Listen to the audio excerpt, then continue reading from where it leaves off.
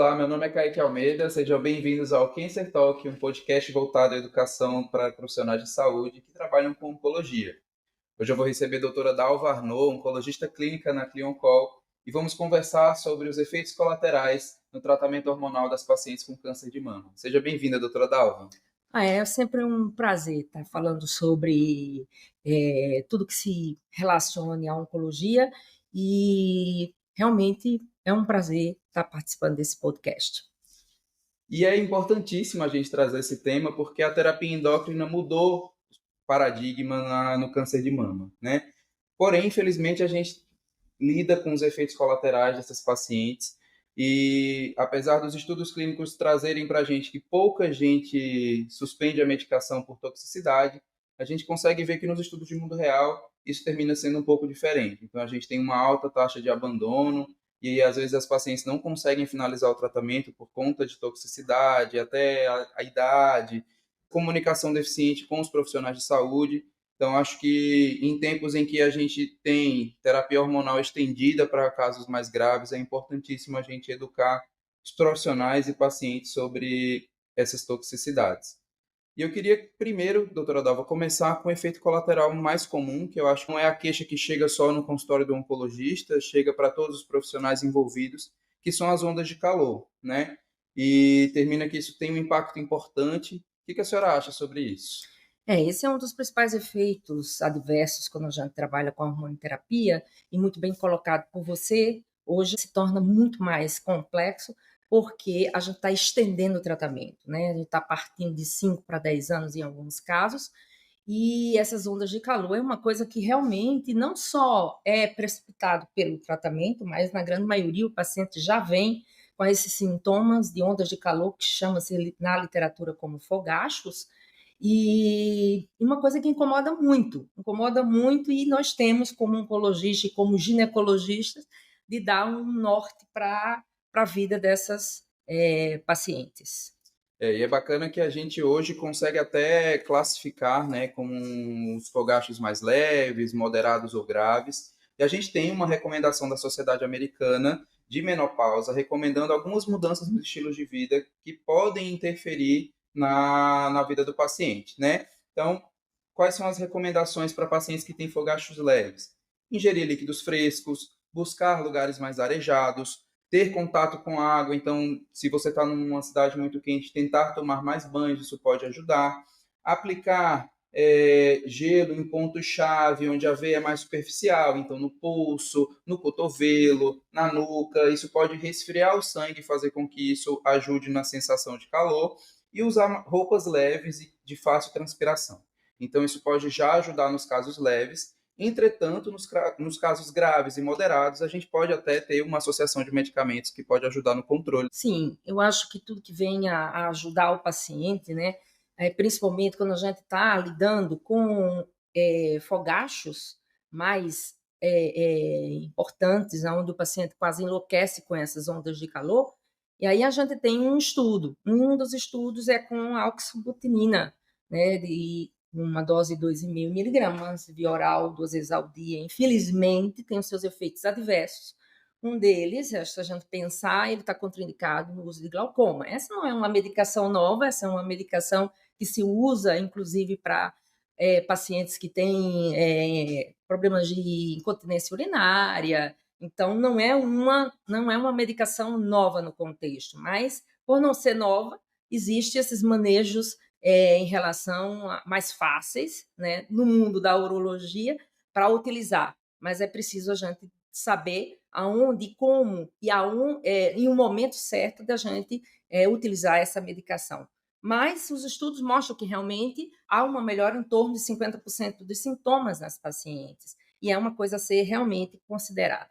Outra coisa são os antidepressivos. E aqui eu deixo uma mensagem, porque é preciso, como tudo, o oncologista está alinhado à psiquiatria, porque uma parte dessas pacientes vem para a gente já utilizando algum antidepressivo, e quando a gente utiliza a hormonioterapia, e aí a gente vai botar o foco no tamoxifeno. Há alguns antidepressivos que a gente começa a ficar preocupada, porque ele tem uma interação com o metabolismo dele, fazendo com que a eficácia do tamoxifeno seja diminuída. E aí a gente pode dizer, e eu sempre tenho conversado, né, quando se tem já o uso de algum antidepressivo, e é quando a gente detecta, eu costumo falar com o psiquiatra, buscando os antidepressivos que tenha, digamos assim, uma menor interação com o tamoxifeno, e aí a gente pode falar os antidepressivos que têm uma interação menor, que seria,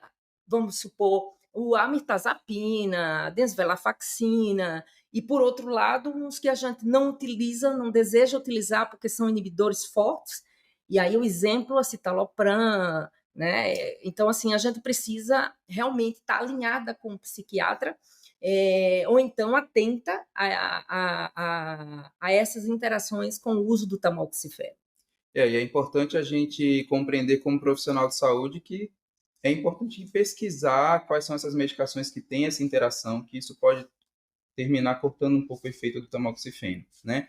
E outro problema que a gente tem afetado assim negativamente a qualidade de vida dessas pacientes é a disfunção sexual, incluindo muitas vezes corrimento vaginal, ressecamento, e isso muitas vezes chega até a ser um tabu, então a paciente demora a contar para o oncologista o que está acontecendo, e é importante então que a gente já oriente essas pacientes no início, né? O que a senhora acha desse tópico? Sim, eu acho que a gente vai começar por partes. Uma das partes é realmente corrimento vaginal, né? E a gente sabe, a gente sempre procura, digamos assim, o porquê disso, assim, que se torna mais fácil, porque, por exemplo, o tamoxifeno age no pH vaginal e fazendo com que seja um meio de cultura ali, principalmente para os fungos. Por isso que quando a gente vê nos exames de citologia, está lá a presença de cândida. Então, a gente tem que estar sempre alertando aos pacientes, porque muda isso, o paciente começa a ir mais vezes, inclusive, ao ginecologista com queixa de corrimento vaginal.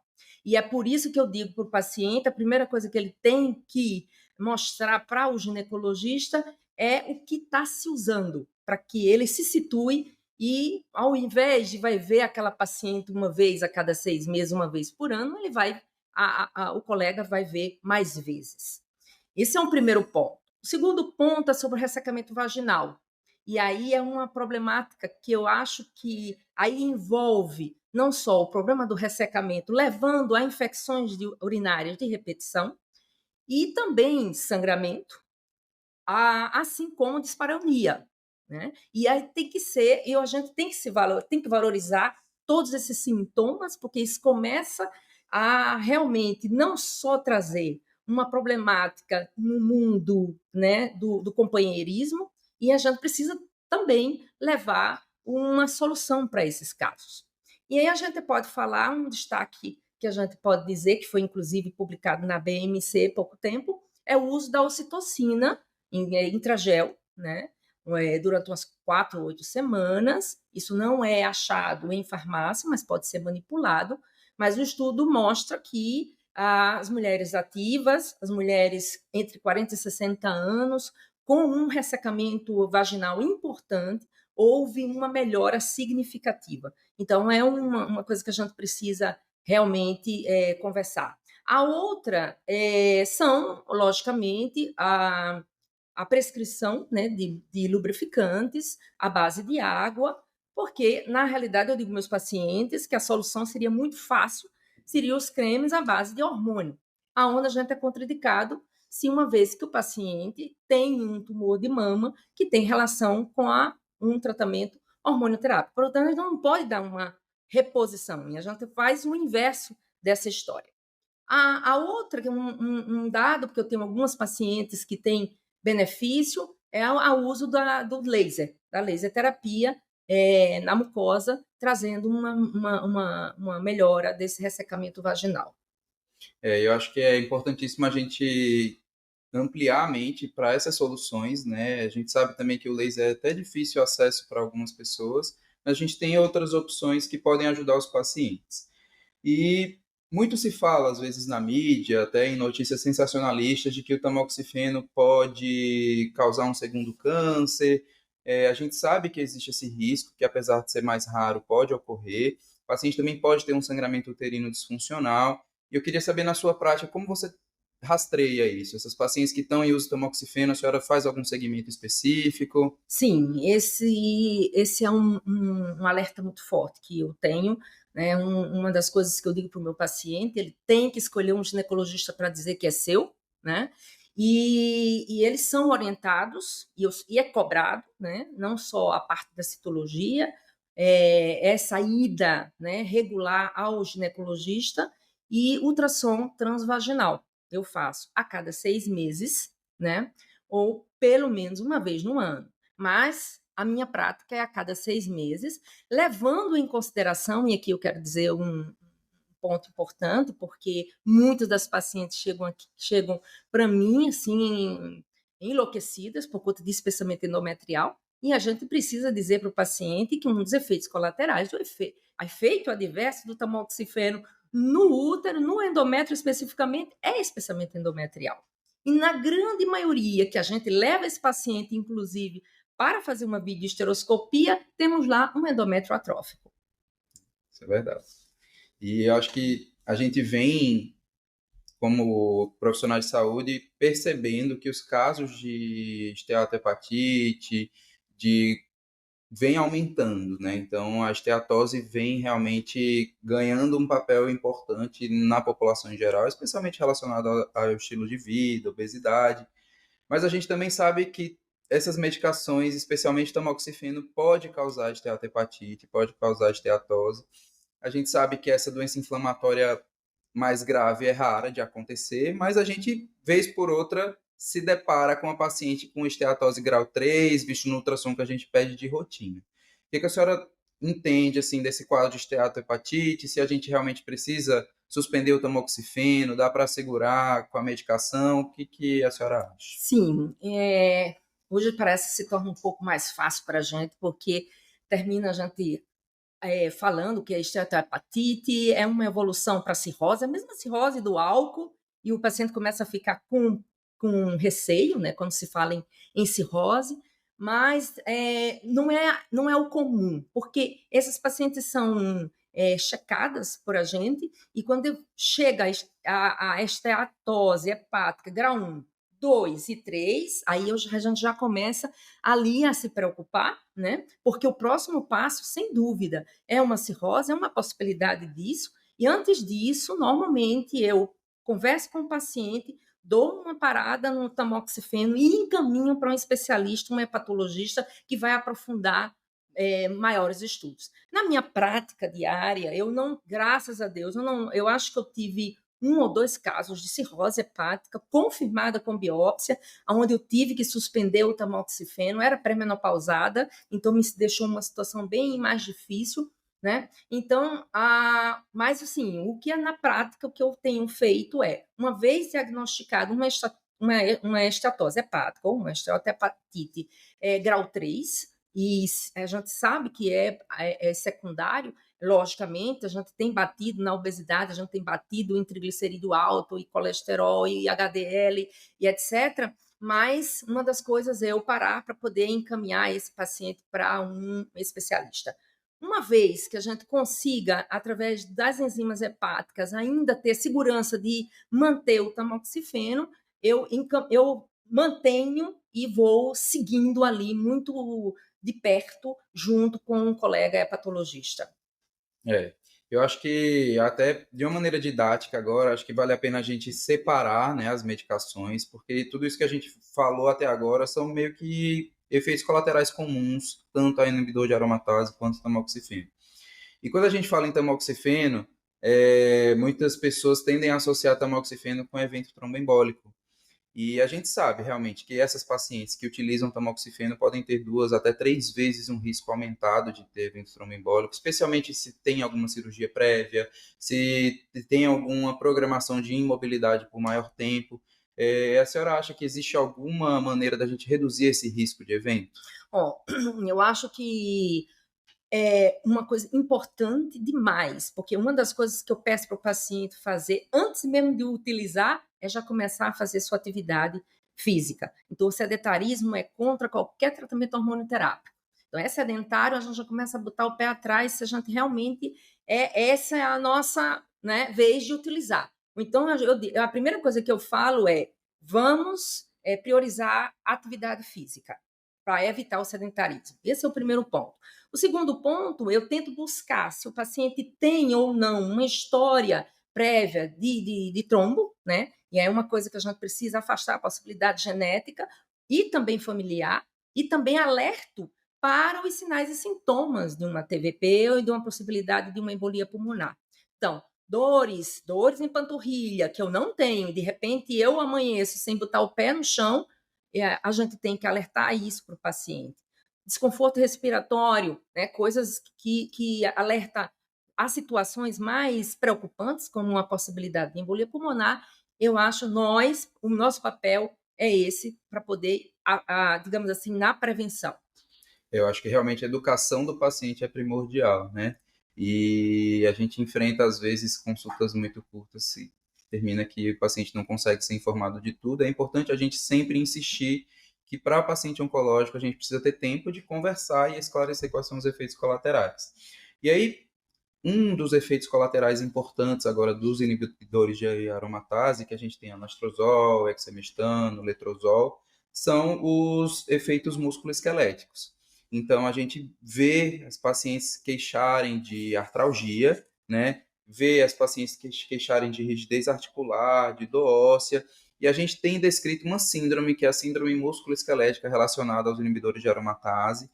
Essa síndrome termina que a gente pode ter um quadro grave e até 20% das pacientes podem dizer, pelo amor de Deus, não quero mais esse remédio na minha vida. A gente sabe que existem algumas coisas que, do ponto de vista de orientação, a gente consegue ajudar essas pacientes, né? O que a senhora acha que a gente consegue como medida inicial para auxiliar essas doentes? Eu acho que na minha prática, né, graças a Deus, assim, a gente tem isso como uma rotina. Então, a gente termina antes de que os pacientes venham dizer, mas eles só acreditam quando começa a fazer o uso, é o papel realmente de dores, de dores. Eu já tive poucos, mas já tive pacientes chegando em cadeira de roda, não conseguiam andar. Então, nesses casos, eu tenho orientado, número 1, parar a medicação.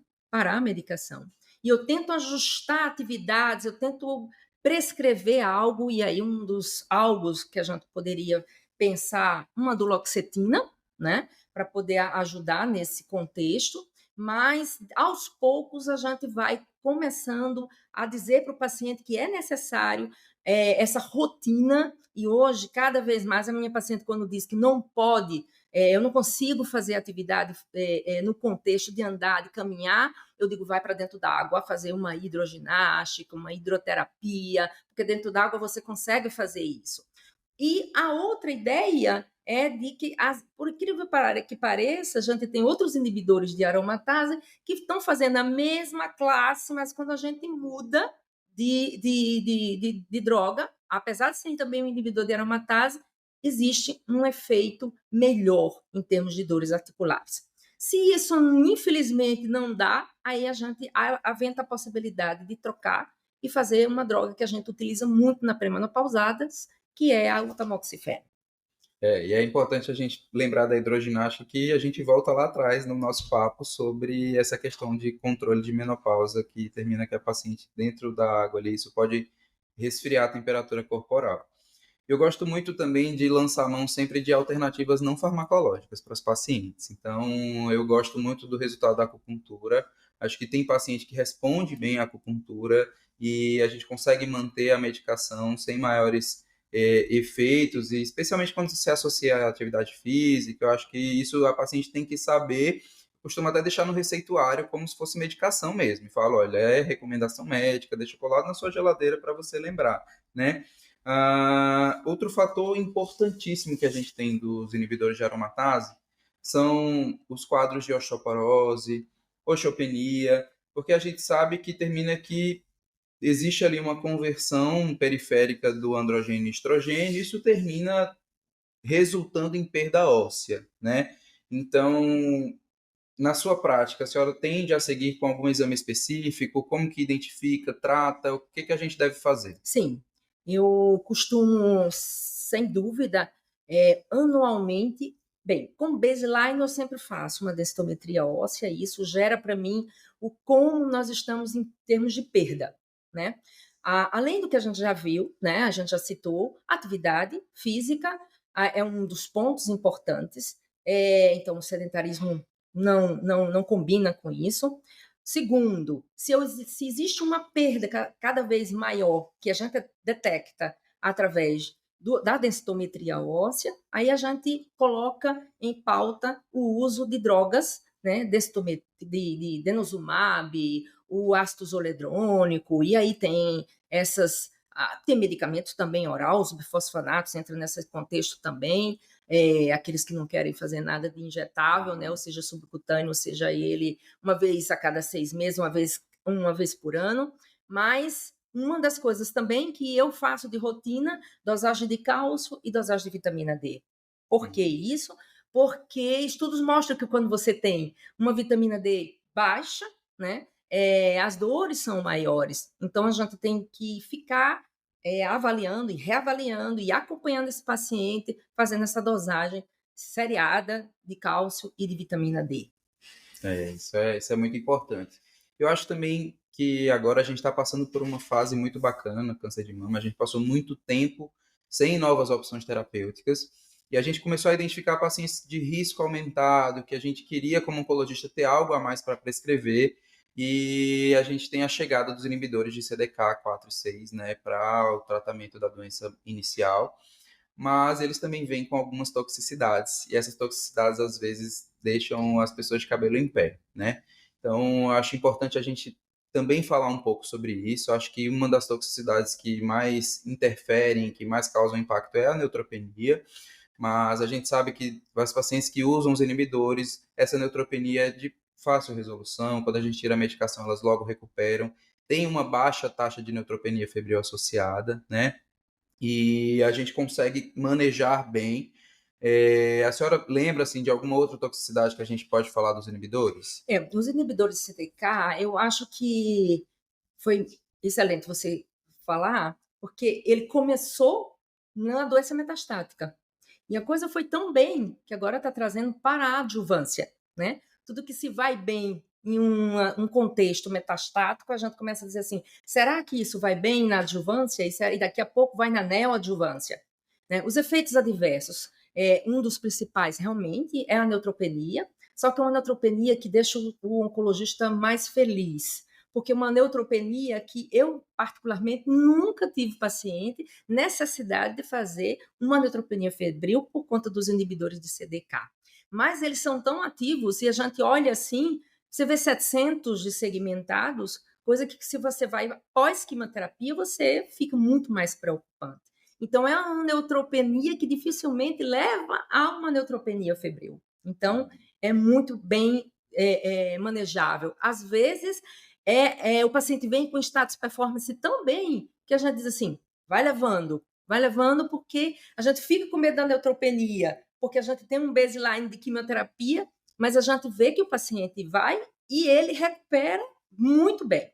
E outros também que a gente tem que falar é a diarreia, né? Mas eu acho que o oncologista não tem que ter medo muito de diarreia, né? Eu sempre digo, esses pacientes são, para mim, eles deveriam todos passar antes pela nutricionista, porque essa dieta constipante é importante. Esses pacientes que têm uma deficiência de lactose, de glúten, esses devem frear em termos dessa dieta.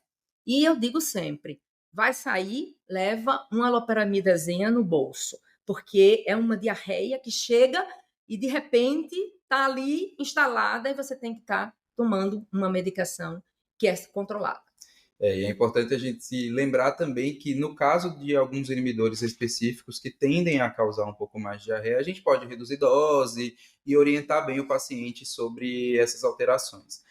E eu acho que a gente finaliza aqui com os grandes pilares da terapia endócrina adjuvante no câncer de mama. Eu gostaria de agradecer a sua presença, foi realmente incrível esse bate-papo, e convidar você nosso seguidor a nos seguir nas redes sociais. A gente está no Spotify, YouTube e no Instagram. Tchau, tchau.